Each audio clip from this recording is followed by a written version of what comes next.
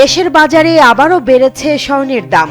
ভরিতে ৫,৪৮২ টাকা বাড়িয়ে ২২ ক্যারেটের ১ ভরি স্বর্ণের নতুন দাম নির্ধারণ করা হয়েছে ২,৪৬,১১০ টাকা। শনিবার সকাল ১০টা থেকেই কার্যকর হয়েছে নতুন এই দাম। বাংলাদেশ জুয়েলার্স অ্যাসোসিয়েশন বাজুস জানিয়েছে, স্থানীয় বাজারে তেজাবি স্বর্ণের বা পিওর গোল্ডের দাম বাড়ায় নতুন করে দাম সমন্বয় করা হয়েছে। নতুন নির্ধারিত দামে ২১ ক্যারেটের ১ ভরি স্বর্ণ ২,৩৫,০৩০ টাকা, ১৮ ক্যারেট ২,০১,৮৪৬ টাকা এবং সনাতন পদ্ধতির স্বর্ণের দাম ১,৬৪,৮১২ টাকা। মাত্র ২ দিনের ব্যবধানে আবারও বাড়ল স্বর্ণের দাম। লিলি হুইপ চিয়া মিস্টি glowing body wash, secret two ultimate glow.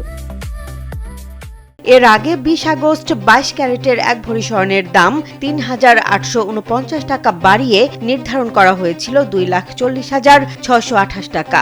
অর্থাৎ নতুন দামে স্বর্ণের ভরি ছাড়িয়েছে ২,৪৬,০০০ টাকার ঘর।